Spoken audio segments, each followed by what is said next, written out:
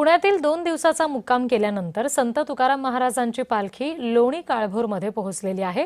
कदम वाकवस्ती आणि लोणी काळभोरकरांनी पालखीसह वारकऱ्यांचं उत्साहात स्वागत केलं।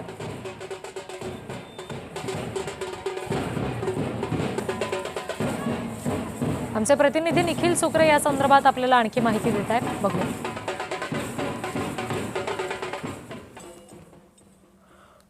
पुण्यामधील 2 दिवसांचा मुक्काम केल्यानंतर आता पालखी पुण्यामधील तिसरा मुक्काम म्हणजे लोणी काळभोर येथील मुक्कामाला आलेली आहे। आपण पाहतोय की संत तुकाराम महाराजांची पालखी सध्या लोणी काळभोर येथील कदम वाकवस्ती परिसरामध्ये आपल्याला दाखल झालेली, मुख्य चौकामध्ये दाखल झालेली पाहायला मिळते आणि भाविकांनी जे आहे ते दर्शनासाठी मोठी गर्दी केलेली आपल्याला पाहायला मिळते। खर तर जय हरी विठ्ठलच्या नामघोषामध्ये हे सगळे वारकरी जे आहेत ते पंढरपूरच्या दिशेने वाटचाल करताना आपल्याला पाहायला मिळतात।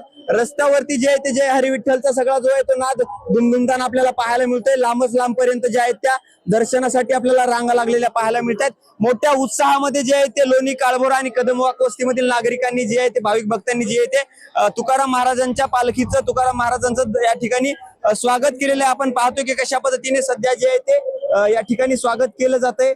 अगदी उत्साहामध्ये सगळेजण या ठिकाणी आपल्याला तुकाराम महाराजांच्या पालखीचं जे आहे ते स्वागत करताना पाहायला मिळतात।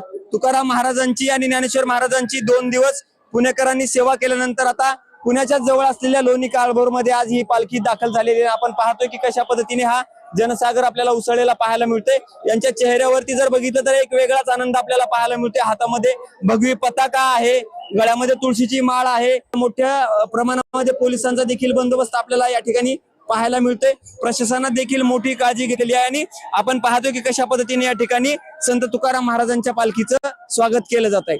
सगळ्या अपडेट वारीच्या मी तुमच्यापर्यंत पोहोचत असतो, त्यामुळे जुळून राहा जय महाराष्ट्र सोबत। जय महाराष्ट्रासाठी निखिल सुकरे, पुणे।